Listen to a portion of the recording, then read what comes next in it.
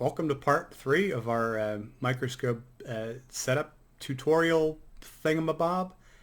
Today we're going to be putting together all the pieces on how to get your microscope set up and how to start looking through the microscope. So I have a little bit of stuff prepared here, but we're going to kind of go through the whole process from start to looking at stuff through the microscope through some prepared slides. So first step here is we're going to remove the dust cover. Very important. I can't stress this enough. Keep the dust cover on your microscope.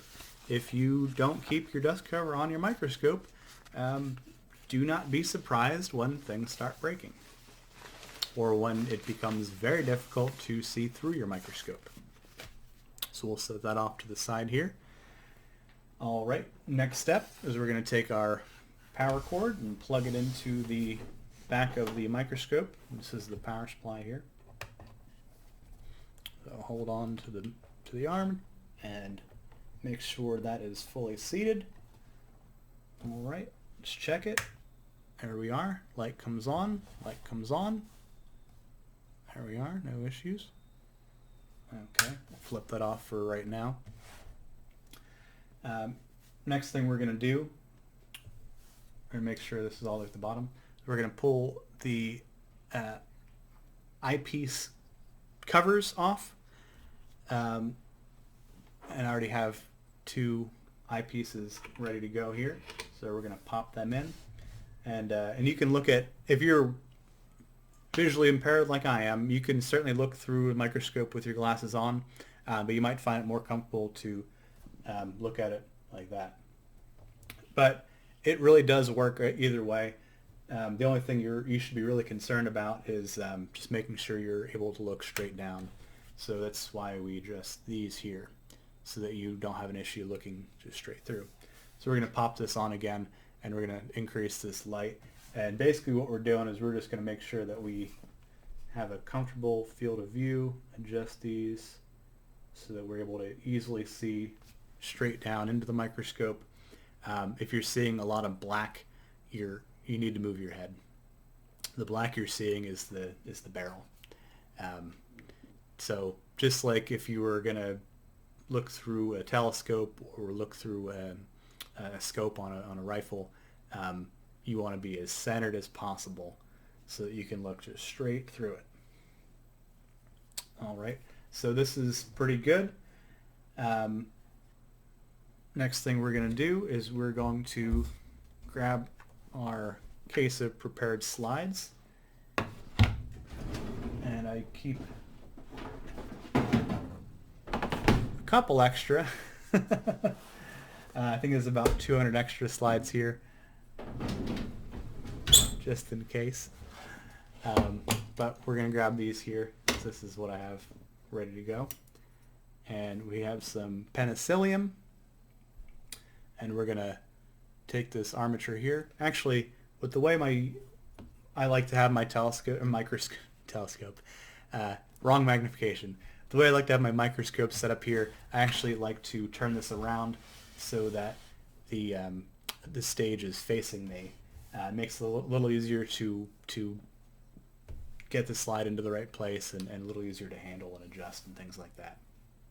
Then you don't have to look around it too much. So we're going to take our lens, hold it by the edges here so we don't leave any fingerprints. We're going to take this stage clip and move it back, stick our slide in. Slide cover should be on top. If you put it on bottom, it's going to get caught up in this hole here, and you could end up breaking your nice slide, and you don't want to do that. So there we are. We'll turn the head around,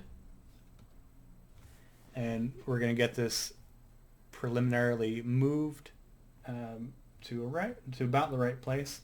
So this moves the stage forward and backwards. This moves the this little armature side to side. So we're going to move this side to side. We're going to get our sample right in the middle of the light, just like that. And then we're going to use our coarse adjustment knob Remember, start off with the lowest power first, and then we're going to move up to the higher power with the stage all the way at the bottom. So we're at the bottom, we're at lowest magnification, and we're going to look through the lenses, or eyepieces rather, and we're going to slowly move the coarse adjustment knob until this comes more or less into focus, which is right about there. Perfect. Now we can adjust this side to side, front to back, to get the sample right in the middle of our field of view. Perfect. And then we can use our fine adjustment knob to really get this sample just perfect, beautiful in every way. All right, so there we are. So that's looking through a microscope. So once you've seen everything that you have to see, you've taken your observations. Maybe you've drawn some sketches of whatever it is. Then you can move your objective lenses. So this is the nose piece. I don't think I mentioned that before. So you can move the nose piece to the side. You can swap out your objective lens. We're going to go to a higher objective lens. So we start off with 4x magnification. Now we're up to 10x. So that's 10x times 10x for the eyepieces. So we're at 100 times magnification. And then we're going to use the fine adjustment knob only. Super important. Don't use the coarse adjustment knob unless you're on the lowest setting. Because you could very easily bottom out and break something. So, and you really don't need to. You're more or less focused as it is. So it's going to be just little tiny changes. So we're going to look through the lenses, eyepieces rather, and we're going to do fine adjustment until we get this perfect. There we are. And just like before, we can move this side to side, up and down.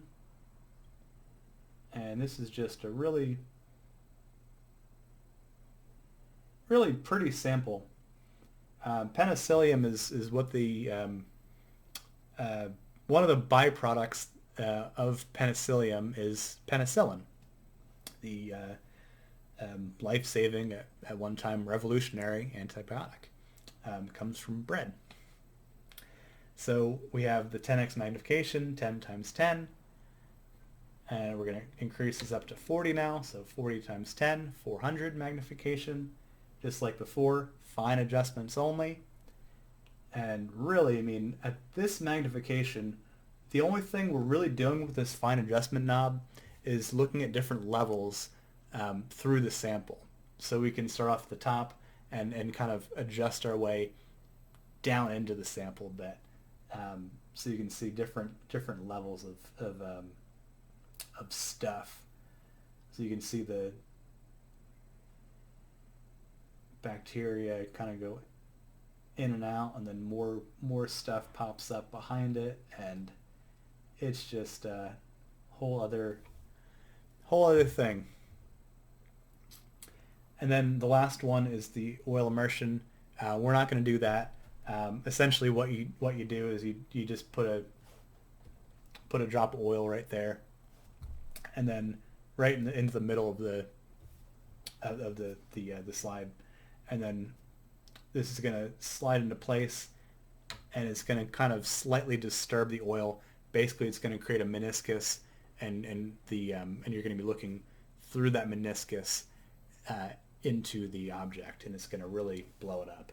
But if we try to look through it now, yep, can't see anything. It is blurrier than blurry could possibly hope to ever be. So, and realistically, 400 times magnification is just fine for looking at most stuff. If you really wanted to, you can swap out your eyepieces for a higher magnification there. But like I said in the last video, there's kind of a limit that you reach before it just gets, grainy. You start to lose the resolution. But for most things, these nice, what are these, 18 millimeter 10x eyepieces do just fine. It's nice and easy to look through. You know, I usually spend a few hours a night looking through the microscope, and these are just very comfortable to use. And they work for most stuff, so it's just fine. So one other thing that I wanted to show you here is using a camera. So you're going to have to find your own software. I personally use Swift EasyView, just because I know how it works and it's compatible with my particular camera.